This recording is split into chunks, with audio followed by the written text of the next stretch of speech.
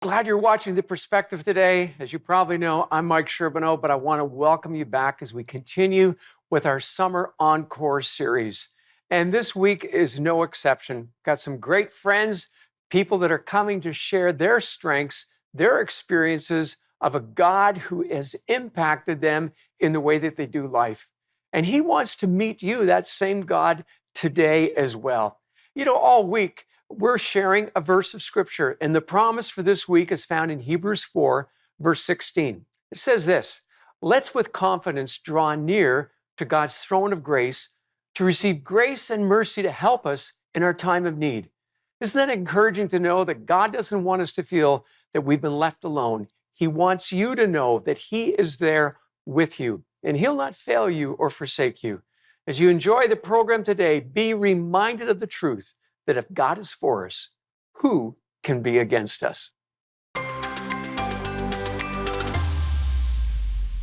Well, we got an amazing subject today. Maybe, perhaps amazing is not the right word, but Hollie, I'm glad you're here with me. Yes, I'm going to help you navigate it. You got to help me because we're going to talk about girls. Yes. I got 5 daughters. I still haven't got it all figured out. I'm just going to confess that right away. It's self-esteem. Self-esteem. Self-esteem is one word.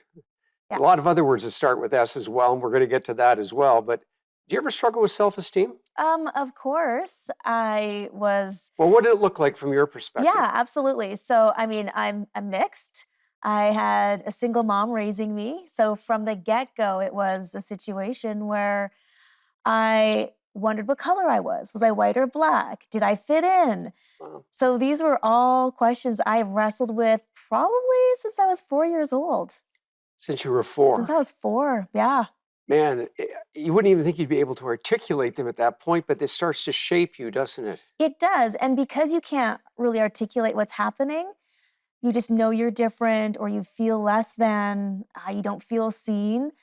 Not having the language for it or having someone understand and be able to guide you through can really make it very, very difficult to navigate. Well, we have somebody who's going to help us be a guide today, don't we? And you know her much better than I do, so tell us who our amazing guest is. I am so excited. Sheila Wray Gregoire is joining us today. She has written a few books, including The Great Sex Rescue, followed up by her most recent book, which I have a copy of. It's called She Deserves Better. It's an incredible read. Sheila, welcome. Thank you, Hollie, my friend. Good to be here. Well, we're glad you're here as well. And I'm glad that Hollie's here because I think I'm just going to sit back and listen. But I'm not very good at that. I'll be jumping in. You can trust me on that. Hollie, start us off. Yeah, absolutely. Sheila, you've had such an incredible ministry. I know there's lots of obstacles, but you're doing some incredible work. And with your most recent book, She Deserves Better, why did you and your team want to write this particular one? Well, 2 years ago, we published The Great Sex Rescue, which was based on our survey of 20,000 women, predominantly evangelicals, asking the question, are there key beliefs in evangelicalism around sex and marriage that actually make sex worse for women and marriage worse for women?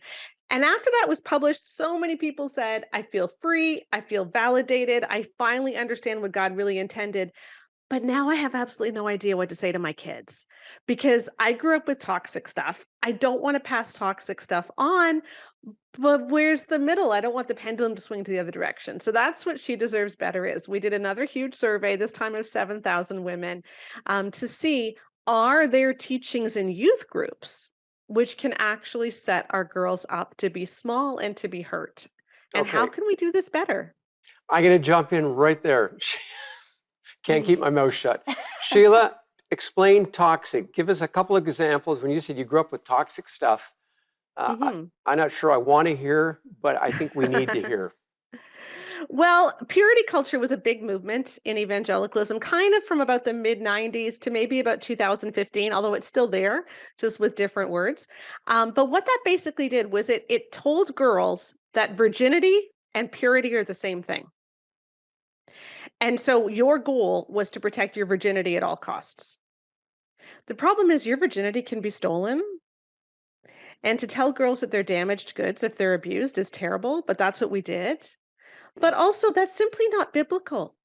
If a girl does something that she regrets later or that she wishes she didn't do, Jesus does not hold her, does not say you're not worth anything anymore. You're a half-eaten chocolate bar. You're a rose with no petals. Jesus doesn't say that, but we did. Hmm. And when we measured the effects of that on 7,000 women, we found that that led to lower self-esteem, lower sexual and marital satisfaction when they got married. And it was totally unnecessary because there are better ways to talk about these things that are biblical and in line with Christ. What's interesting is that throughout your research, you started at that level of, kind of where we are at, seeing that there was a residual impact of women who are being taught these messages. And now you're helping us teach our children. So, what are some of those youth group landmines that we'll say that are really damaging to young girls' faith? Well, we're coming up to summer, and you know that as soon as summer starts, you get into the bikini wars, like Oh, yeah. in youth group. And can you wear a two-piece bathing suit? So let's talk about modesty for a minute. We measured 4 different possible iterations of the modesty message. So the idea that boys are visual in a way that girls will never understand. Boys can't help but lust if a girl is dressed like she's trying to incite it. Girls have a responsibility not to be a stumbling block to their brothers by what they wear, and a girl who is dressed immodestly is worse than a girl who isn't. And you know what? All of those messages lead to far worse self esteem, far higher rates of marrying an abuser, and even far higher rates of sexual pain. So, for instance, if a girl believes these terrible things about boys, she's 68% more likely to marry an abuser. She's 52% more likely to experience sexual pain. And evangelical women have 2.5 times the rate of sexual pain as the general population, largely because of messages like these. Okay, I'm the pastor. So, how do I teach on that? How do I preach on that as we The way talk the about the Bible whole? does. Okay, I Sorry, let want me to just let hear. me just jump in here. The Bible never ever ever pairs the modesty message with the lust message. The Good Bible point. never says watch what you wear because you could cause someone to sin. When the Bible talks about modesty, it's talking about not flaunting wealth. And when the Bible talks about lust, it puts the responsibility on the man. I'm so glad that you have said that. That's good Hmm. because we've So, heard it so often the other way. And mhm. I have lived this conversation many times in our own home around our dinner table. What's right, what's not right. How do we dress? How do we not dress? And Yeah. and we live in a very provocative world where, I just pick up my phone and you can see just about anything you want or even the stuff that you don't want or don't need. Mhm. Okay, But so what do you say to the in the boys? book, well, for boys, you just simply teach them that you got to respect women. You got to respect girls. And no girl has the power to make you sin. That is a choice that you are making. I do think it's very, very important to tell our boys that noticing someone is pretty or finding someone attractive is not a sin, because I think we have so conflated noticing with lusting that we've made a whole bunch of 12, 13, 14-year-old boys think they're sinning when they're not. And that makes them feel helpless and it makes them feel a lot of shame. So we need to do much better job at that. But in the book, we do have discussion starters and questions that you can work through with your daughter. You can use them for your son too, about how to talk about clothing choices in a way that doesn't pair it with the idea of I am causing someone else to sin. Hmm. That was a huge weight. I know personally that was placed on young girls, and you're just thinking, how does my choices of what I wear impact somebody like that who's older, who's more mature, who might even be a role model to me? And it was definitely a conflicting message growing up. Yeah, we looked at one curriculum that was aimed at girls 8 to 12, the Secret Keeper Girl curriculum, now True Girl, and it was an event that went all across Canada with Dana Gresh, and she had this raise and praise test. So she told girls, put your arms up in the air, and if any belly shows, that's bad because bellies are intoxicating. And then she went on to explain, have a conversation moms and daughters should have about what intoxicating means and how it's like being drunk and getting out of control. And she said, God made our bodies to intoxicate men, but you're only supposed to intoxicate one man, so you need to cover up. So let me be very clear. We told hundreds of thousands of girls, 8-year-old girls, that the sight of their belly could cause an adult man to get out of control. And Okay. no one said, holy cow, we need to stop this. Hmm. Well, let's hold that thought because we're going to talk more about it. We're going to be right back after this break. loving this conversation. I think it's about 30 years too late. But Yes. you know what? We're going to milk it for all it's worth. So stay with us. We're going to be right back. Throughout this chapter, it's all about her deferring to the guy. If she knows more about a subject than he does, she has to make sure that he doesn't feel badly. But why isn't she allowed to take pride in something that she knows about? Why isn't she allowed to just confidently be the one who knows more? Yeah. But she can't do that because that would wreck his confidence. And so it's like he is due confidence that she isn't. And we see this throughout our literature for teen girls and evangelicalism. Lies young women believe told girls that they should be starting to submit to the boys around them as practice for when they're married. We saw this in many of our resources, as the girls are told, you are supposed to submit to his leadership now so that you don't start expecting anything.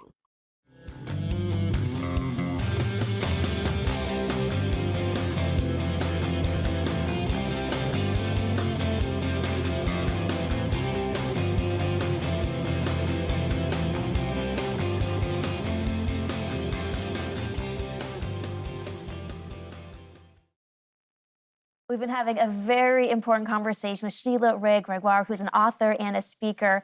Her new book is called She Deserves Better. It's helping women like me that have young kids talk about how we can encourage self-esteem and self-respect in our daughters when maybe we were taught some toxic messages. So Sheila, thank you so much for being on the show today.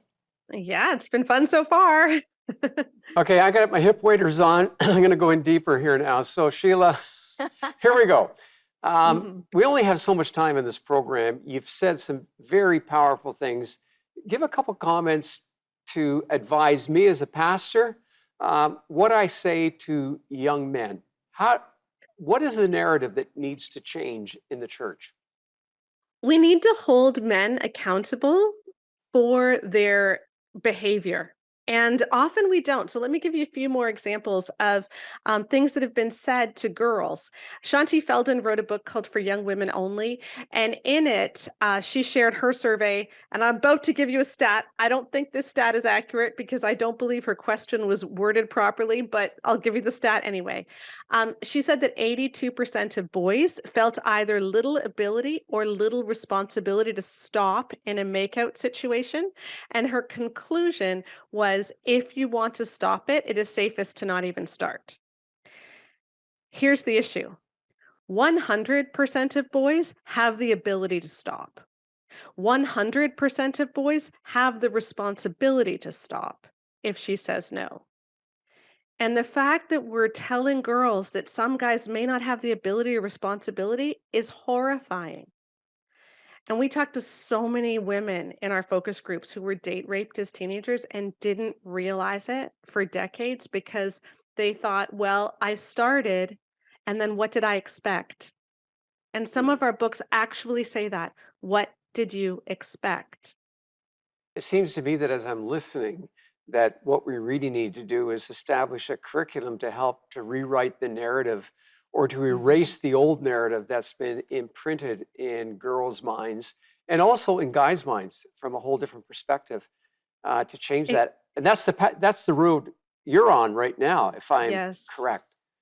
Yes, and I'm just praying that more youth leaders will read She Deserves Better too, because youth leaders, they want to have a great youth ministry. They don't want to hurt anybody. And I don't even think the authors of some of these books meant to hurt, but we didn't know any better, and now we do. And so we have to do better because we hurt a lot of women in particular, and that it's just irresponsible not to change. Sorry, I was going to jump in because you just mentioned something about women and how they are being hurt. And so can we talk about how the modesty rules have enabled some of the more predatory behavior? And what can we do to help the next generation have the self-esteem or the self-respect even to be able to have the confidence to walk away if needed? Yeah, so when you tell girls that adult men especially can be made out of control by what you're wearing, then if a girl is assaulted, she is going to think, I'm responsible for this at some level. And we need to be the kind of church where if an adult man says that 13-year-old is a stumbling block, we don't hand the 13-year-old a sweater. We freak out on the adult man.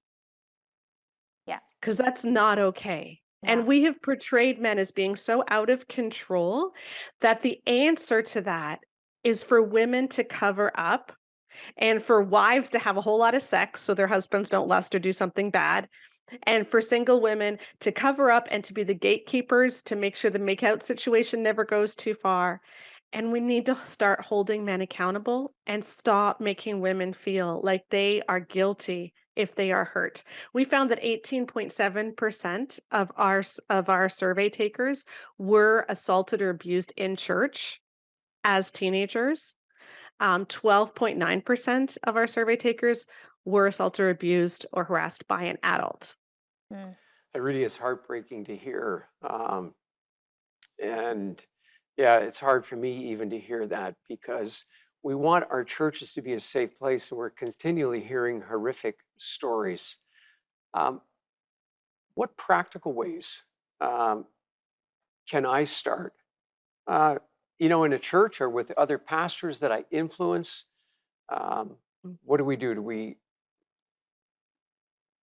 take a Well, show let with me give you? you We take a show and yeah, we just start plastering it everywhere, and we're going to do that with this one. But what do we do? yes. What's the conversation that we need to have with sons and daughters?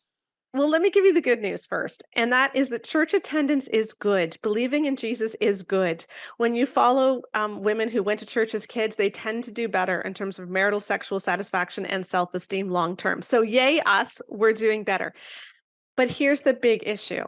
Once women internalize a lot of these negative messages, the benefits of church disappear.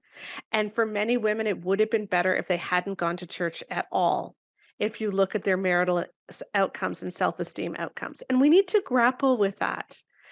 And we need to stop assuming that just because our church teaches the gospel, that it is a safe place. Mm. And if our people are being hurt, then we need to ask, are we really preaching the gospel? Do we really have the gospel? And that's the question that we're asking, and She Deserves Better. So I just encourage people to grapple with our findings. In a lot of ways, they're sobering, but in other ways, they do remind us that Jesus helps. Jesus is good, and believing in Jesus leads to great outcomes.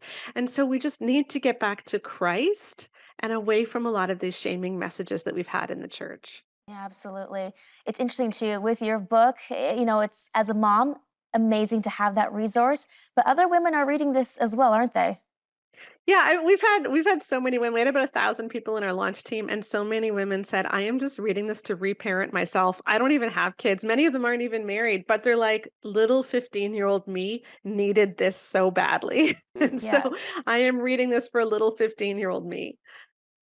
Well, Sheila, I want to say thank you for coming on the show. There's never enough time with most of our guests, but especially with you today, because the subject it brings up many questions in my mind of what we can do better, what we need to change, but also for the healing that needs to happen for Mhm. so many people, and in Mhm. particular women. And Yeah. I really applaud what you're doing. And from the perspective, I hope that you would let us know how we can help you, how we can help you Yeah. get the message out. We're going to be sharing this across the country and through social media. And we hope that you'll come back very soon to pick up the next part of the subject. Yeah, I would love that. Thank you. Well, thanks for taking the time to be with us. And folks, why don't you stay with us because we'll be right back as Hollie and I talk a little bit about what we've all heard together right now.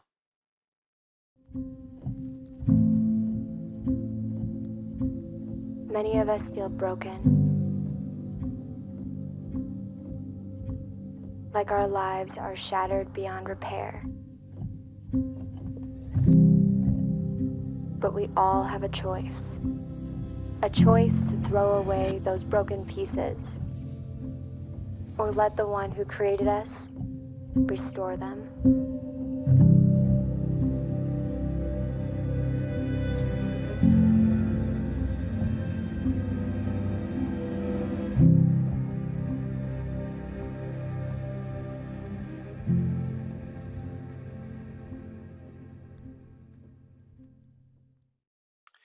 Hollie, as I'm processing all of this, help me to understand what we've just heard from your perspective. Yeah. we've just heard something revolutionary, something that has confirmed a lot of women's questions. Is this the right teaching? Why does it feel intrinsically wrong, but yet my spiritual leaders are saying this is what we have to do? What would be one of the wrong things that you felt in the church as Yeah. you grew up? I mean, I always felt like just being female in the church was detrimental. And I could Serious? never live out God's full calling for my life because I was female. You know, Yeah. as I'm thinking back, I can realize how you can feel about that. We've seen a whole movement, even in the secular world, though, with women taking on incredible roles in business, but always still feeling Mhm. oppressed or put down. Yeah. You've struggled with that? Oh, absolutely. And in the Christian industries, we are that much further behind mainstream. And it is a chasm that I do hope will close soon, where women can be in more key leadership roles at the table, as they say, more frequently in the Christian realm, like we're seeing happening in the business world. You have 2 children. I do. I have 2. Surprise! And the third one you're married to, but other than that. So how's this book going to impact how you parent with them? What are you going to tell them? I'm so excited for this book. I've had a chance to speak with Sheila. And you have girls. Yes. Yeah. And so I spoke with Sheila on the show I do on Joy Radio, Good Company, also on the podcast that we do called Why Me Project. And so following her journey just gives me extra, I don't want to say chutzpah, but it gives me more fervor to make sure that I'm teaching my daughters differently. And so for me, this book gives me a chance to relearn the lessons, or